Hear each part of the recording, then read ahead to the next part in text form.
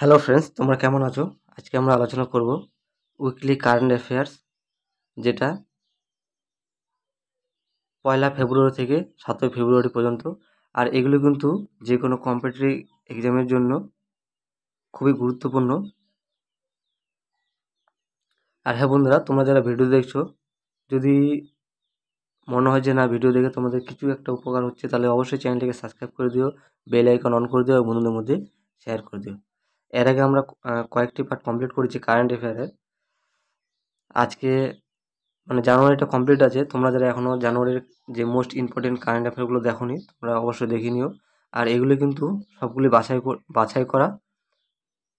আর বিশেষ করে যে সামনে রেল, এসএসসি, ব্যাংক যে পরীক্ষাগুলো আসছে, সেগুলোতে খুবই গুরুত্বপূর্ণ। তাহলে চলো দেখে নিই। 1 ফেব্রুয়ারি থেকে 7 ফেব্রুয়ারি পর্যন্ত কী কী গুরুত্বপূর্ণ কারেন্ট অ্যাফেয়ার আছে দেখো।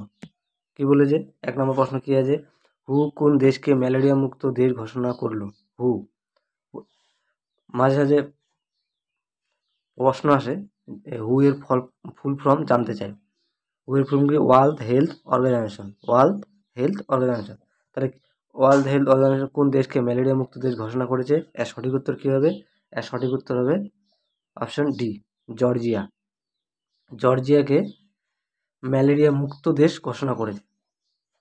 2 নম্বর প্রশ্ন দেখো, আন্ডার-19 ওমেন্স টি-20 ওয়ার্ল্ড কাপ 2025 জিতেছে কোন দেশ? আন্ডার-19 ওমেন টি-20 ওয়ার্ল্ড কাপ 2025 জিতেছে। সঠিক উত্তর হবে, অপশনগুলি দেখে নাও, অস্ট্রেলিয়া, পাকিস্তান, ভারত না বাংলাদেশ?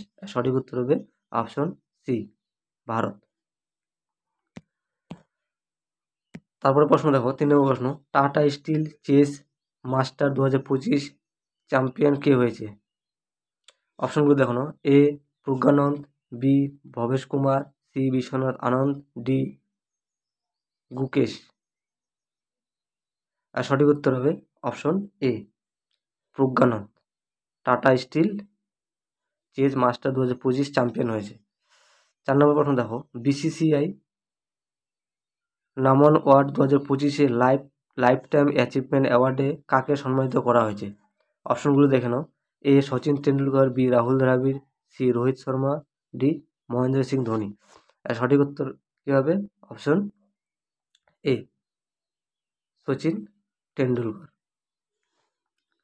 5 নম্বর প্রশ্ন দেখো, 5 নম্বর প্রশ্ন কি বলেছে, 9th এশিয়ান উইন্টার গেম কোথায় অনুষ্ঠিত হবে? অপশনগুলো দেখো, আমেরিকা, সুইজারল্যান্ড, চীন না ভারত? এর সঠিক উত্তর হবে অপশন সি, চীন। চীনের কোথায় অনুষ্ঠিত হবে 9th এশিয়ান উইন্টার গেম? চীনের হারবিনে। চীনের হারবিনে 9তম এশিয়ান গেম অনুষ্ঠিত হবে। 6 নম্বর প্রশ্ন দেখো, কি বলেছে, Indian renaissance the Modi decade শিরোনামে বই প্রকাশ করলেন কে? অপশনগুলো দেখুন, A Pawan Kalyan, B Amit Shah, C H Jaishankar, D Sarbananda Sonowal. সঠিক উত্তর কী হবে? Option B, Amit Shah. ইনি এই শিরোনামে বই প্রকাশ করেছেন, Indian renaissance the Modi decade. 7 নম্বর প্রশ্ন দেখো, বিশ্ব ক্যান্সার দিবস কবে পালিত হয়? দেখো অপশনগুলো কী আছে, 5 ফেব্রুয়ারি, 7 ফেব্রুয়ারি, 9 ফেব্রুয়ারি না 4 ফেব্রুয়ারি? আর সঠিক উত্তর কী হবে? আর সঠিক উত্তর হবে অপশন ডি, 4 ফেব্রুয়ারি বিশ্ব ক্যান্সার দিবস পালিত হয়। 8 নম্বর প্রশ্ন দেখো, কী বলেছে, 2025 জানুয়ারি মাসে এই বছর 2025 জানুয়ারি মাসে জিএসটি সংগ্রহের পরিমাণ কত? জিএসটি মাঝে মাঝে প্রশ্ন আসে, জিএসটির ফুল ফর্ম আছে। দেখো জিএসটির ফুল ফর্ম হলো গুডস অ্যান্ড সার্ভিস ট্যাক্স। তাহলে 2025 জানুয়ারি মাসে জিএসটি সংগ্রহের পরিমাণ কত? 1.96 লক্ষ কোটি। অপশন হলো বি, 1.96 লক্ষ কোটি টাকা 2025 সালে জানুয়ারি মাসে জিএসটি সংগ্রহের পরিমাণ। 9 নম্বর প্রশ্ন দেখো কি বলেছে, 2025 এশিয়ান উইন্টার গেমসের জন্য মোট কতজন সদস্যের দলকে অংশগ্রহণের অনুমোদন দিল ভারত সরকার? অপশনগুলো দেখুন, অপশনগুলি কি আছে, 77 জন, 66 জন, 88 জন, না 55 জন? সঠিক উত্তর কি হবে? অপশন সি, 88 জনকে অনুমোদন দিয়েছে উইন্টার গেমসে খেলার জন্য, কে? ভারত সরকার। 10 নম্বর প্রশ্ন দেখো কি বলেছে, new Delhi world book fair 2025 উদ্বোধন করলেন কে? নিউ দিল্লিতে ওয়ার্ল্ড বুক ফেয়ার যে হয় এই বছর, এই বুক ফেয়ার উদ্বোধন কে করেছেন? অপশনগুলো দেখো না, দ্রৌপদী মুর্মু, রাজনাথ সিং, নরেন্দ্র মোদী, না অমিত শাহ? সঠিক উত্তর হবে অপশন এ, দ্রৌপদী মুর্মু। এই দ্রৌপদী মুর্মু ইনি হলেন আমাদের দেশের রাষ্ট্রপতি। তারপর দেখো 11 নম্বর প্রশ্ন দেখো কি বলেছে, বর্তমানে ভারতের রামসার সাইটের সংখ্যা কয়টি? এই দেখো, আমি যখন বর্তমান বলবো তার মানে এটা প্রথমে বলেছি 1 ফেব্রুয়ারি থেকে 7 ফেব্রুয়ারি 2025 কারেন্ট অ্যাফেয়ার। বর্তমান মানে তোমরা এই ব্যাপারটা মাথায় রাখবে, বর্তমান মানে এখনকার।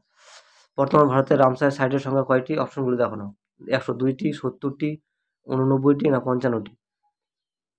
সঠিক উত্তর হবে অপশন সি, 89টি বর্তমান ভারতের রামসার সাইটের সংখ্যা।